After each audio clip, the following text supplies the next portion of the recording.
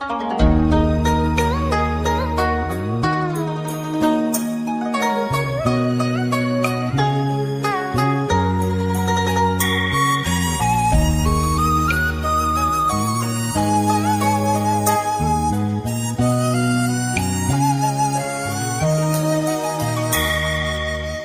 tình mình ngày nào đã hết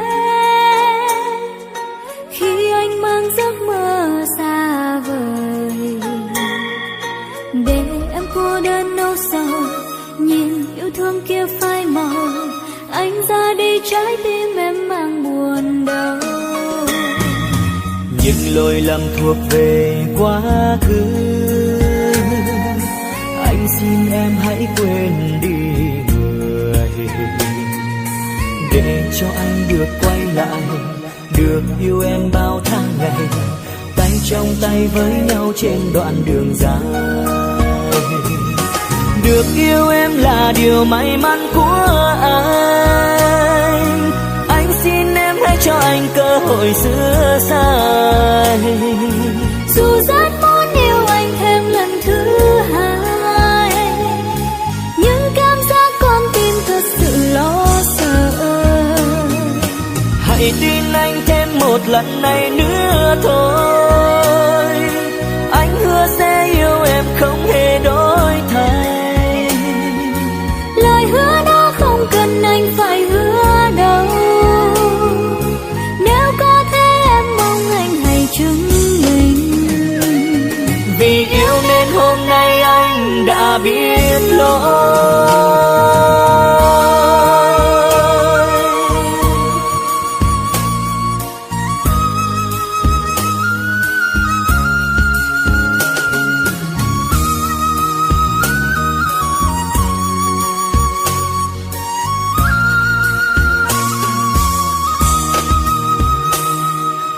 Những lỗi lầm thuộc về quá khứ,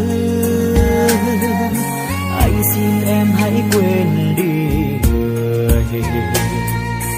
để cho anh được quay lại, được yêu em bao tháng ngày, tay trong tay với nhau trên đoạn đường dài. Được yêu em là điều may mắn của anh xin em hãy cho anh cơ hội sửa sai.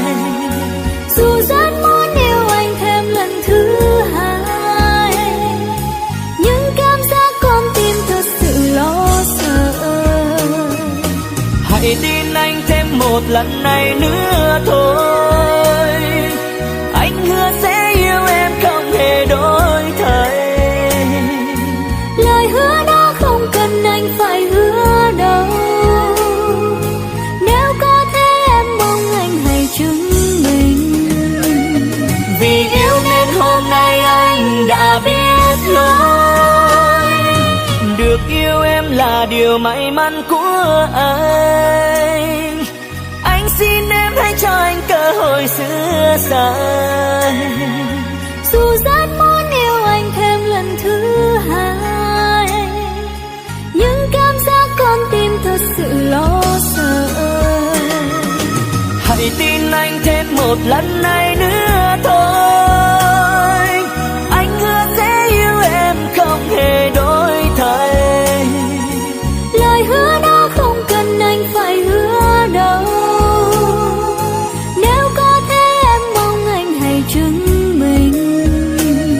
Vì yêu nên hôm nay anh đã biết lỗi.